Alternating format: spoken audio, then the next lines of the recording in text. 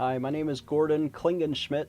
I am your candidate for state representative on the east side of Colorado Springs, House District 15, and our website is gordonforcolorado.com. I want to talk today about an important issue that we've been fighting here in Colorado, and that is to defend the Second Amendment and your right to keep and bear arms. Now, in this race, there's a couple other Republicans, young guys who are good family guys, and I wonder if they, however, don't have the same experience that I have. Let me tell you about myself. I'm a 20-year military veteran, graduated from the Air Force Academy. I have an MBA. I've earned my PhD in theology. I was a chaplain in the Navy, but I also have a very strong record, and I'm not going to compromise on your gun rights and your Second Amendment rights. Now, why do I say that?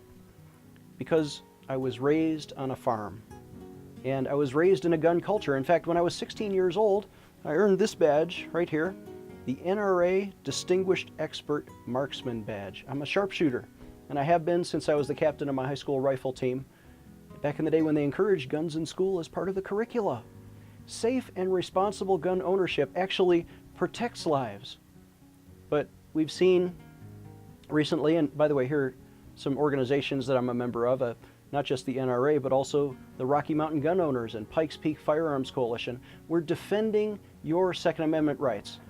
But sadly, in Washington, President Obama has recently been signing executive actions to try and override our Second Amendment rights without authority from Congress, without even authority from the Constitution. I wonder, all those years I was in the military, if we didn't pledge to defend the Constitution against its domestic enemies, not just its foreign enemies like I did in Operation Iraqi Freedom, but now here in America we have some other domestic enemies of the Constitution, like the former Senate President John Morse, the gun-grabbing Democrat that we fired, and I was out there block walking and gathering petitions for that campaign. I was with you. I was donating to that campaign and working the phone banks. I'm going to ask my opponents how active they were in the recall elections. I was out there with you getting the job done. We fired not just 2, but now 3 state senators. Evie Hudak was forced to resign. Angela Jaron from Pueblo, because they sided with the gun grabbers.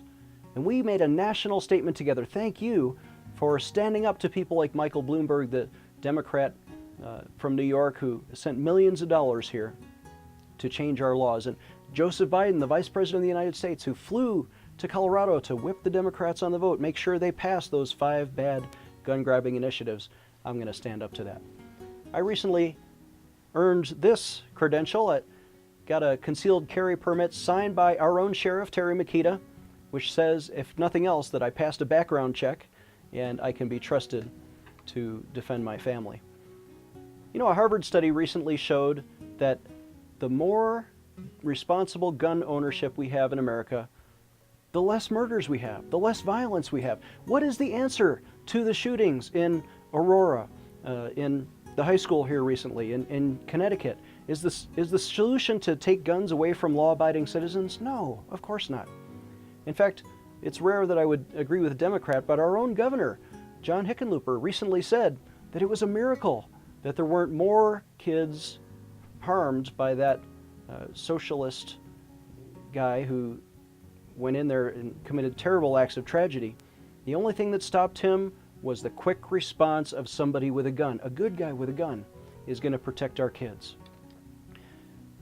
That Harvard study showed that, for example, the murder rate in Austria is among the lowest in the world, but they have the highest gun ownership, along with Norway and Germany. The more people who own responsibly and protect their families, the less violence there is. That was also proven in England, where gun violence soared after the gun ban, but in the USA, violence is down more than 30% in recent years because of more gun buying.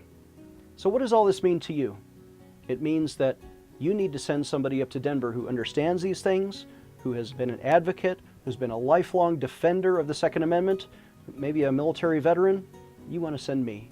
I'm more qualified, and I pray that I have not only your vote. I need you to run for delegate on March 4th. I need you to visit our website, sign up for our emails at gordonforcolorado.com. And if you care about Second Amendment freedoms the same way that I do, your right to keep and bear arms, please make a donation to our campaign, if you can, at gordonforcolorado.com. God bless you. We'll see you next time.